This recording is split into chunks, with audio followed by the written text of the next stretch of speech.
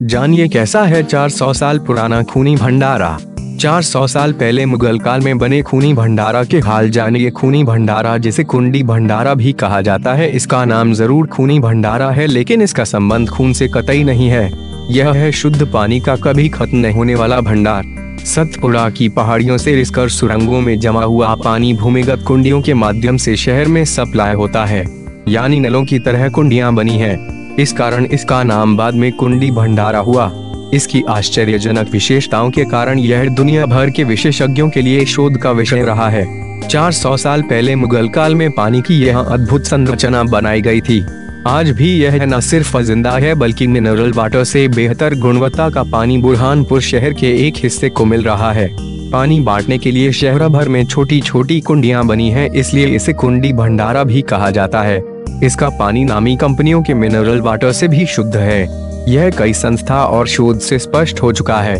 Mineral water का औसत pH 7.8 से 8.2 होता है, जबकि यहाँ के पानी का 7.2 से 7.5 है। ये है कुंडी भंडारा की खासियत। अकबर के शासनकाल में बुरहानपुर के सूबेदार अब्दुल रहीम भंग आना थे। उन्हें 1612 में इस भूमिगत जल भंडार का पता चला। 1615 में निर्माण कर पूरे शहर में सप्लाई शुरू की। तब पूरा शहर यही पानी पीता था। बुरहानपुर की तरह विश्व में केवल ईरान में कुंडी भंडारा की तरह भूमिगत जल वितरण प्रणाली थी। हालांकि अब यह बंद पड़ी है। मुगलों का ईरान से नजदीकी रिश्ता रहा है, इसलिए यह प्रणाली वहीं से आयातित की गई है। हालांकि जीवित प्रणाली अब केवल बुरहानपुर में है। शहर के लाल बाग क्षेत्र के 40,000 से ज्यादा लोग कुंडी भंडारा का पानी पी रहे हैं। रोजाना 1.25 लाख लीटर पानी सप्लाई किया जाता है। 101 कुंडियां थी, अब कुछ धंस कर खत्म हो चुकी हैं। जल संरचना की बनावट इस तरह है कि 5 किमी दूर तक बगैर मोटर पंप के हवा के दबाव से पानी सप्लाई होता था। कुछ कुंडियां धंसने से अब जल वितरण के लिए पंप का सहारा लेना पड़ रहा है। शोध करने वाले सुधीर पारीक के मुताबिक साइफनिक पद्धति से तब पूरे शहर में पानी सप्लाई होता था। ऐसे हुआ था निर्माण मुगल शासनकाल में निर्मित विश्व की एकमात्र जल संरचना, जिसे देखकर इंजीनियर भी आश्चर्यचकित रह जाते हैं। बादशाह अकबर के सूबेदार अब्दुल रहीम भंग आना ने 1615 ईस्वी में बनवाया था। उस समय ईरान के कारीगर बुरहानपुर आए थे। सतपुड़ा की पहाड़ियों के आंचल में भूतल जल स्रोत के अतुल भंडार की खोज कर चूना और पत्थरों से सुदृढ़ सुरंग बनाई। इसी सुरंग से जामा मस्जिद तक पानी पहुंचाया, जो कि भंडारे से 8 किमी दूर है। विशेषता यह है कि जल स्वयं बहकर शहर के सभी हिस्सों में पहुंचता था। जामा मस्जिद की तरह ही शहर में सुपड़ा कारनज, बालाजी कारनज व मछली कारनज थे।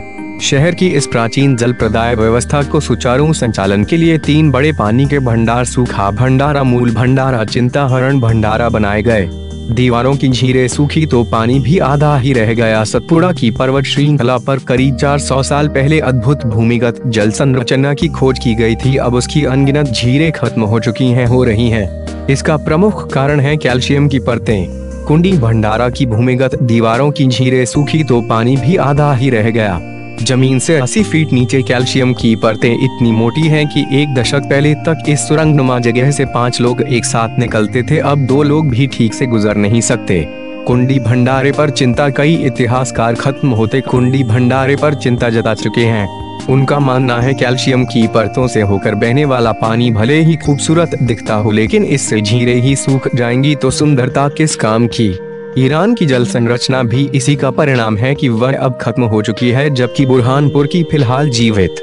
इसे सहेजने के लिए प्रशासन के साथ आम जन का भी सहयोग करना होगा।